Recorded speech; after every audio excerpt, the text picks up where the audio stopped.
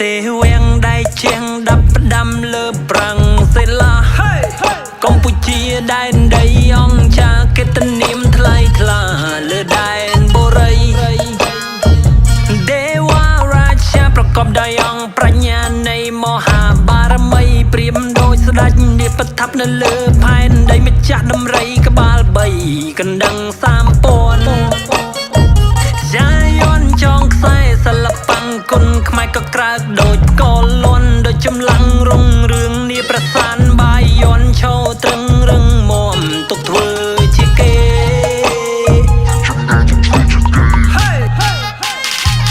មើលផ្កាយសំណាងប្រឌិតសន្តានចំកណ្ដាលផែនដីហងឡើងក្នុងបុរីនៃទៀងនិរដីហើយថាអង្គសោធោក្នុងនៃវំបធោឈាមខ្មែរថែរក្សាផ្ដាច់ប្រោលំគ្នាទៅទុយនៅកោក្រាបបង្គំសុំពោយកបំភ្លឺភ្លើងជ័យយើងបំភ្លឺភ្លើងជ័យតាំងនាមខ្ញុំជាបុត្រនៃអង្គមហា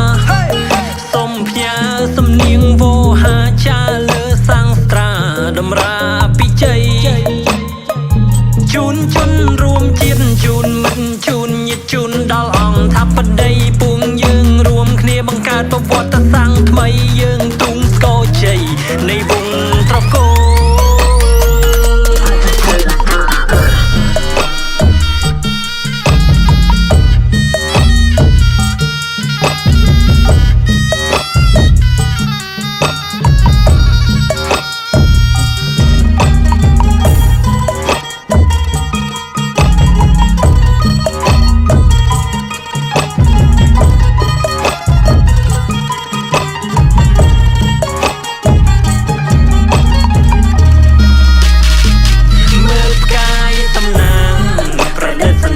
ចំកណ្ដាលផែនដី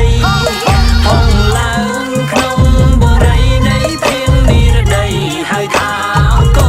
សោធោក្នុងនៃវំបធោឈាមខ្មែរថែរក្សាផ្ដាច់ប្រោ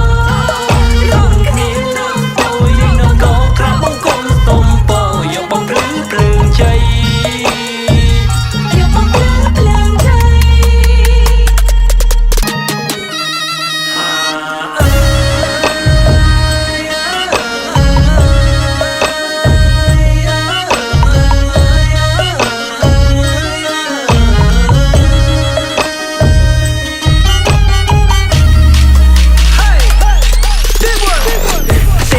តែយើងមានសំណាងខ្លួនប្រានតូចតែបេះដូងយើងធំយើងដដាងស្លាប់អូននៅលើមេឃហត់ពុទ្ធមុខរកភៀនសកណ្ដុំតូចតែសម្បូរដោយសម្បត្តិវប្បធម៌អរិយធម៌គុណធម៌ជាធំពេលនេះជោគជ័យមិនស្អាតទៅមិនណៃទេតែមិនចាំមកផ្លាច់ខ្ញុំសម្រាប់សង្គមបណ្ដាមកពីបានដែលទៅតែខ្ញុំសរសេរនៅសំឡេងមួយនេះពេញដោយមោទកភាពថ្មដែលបន្សំពីដូនតា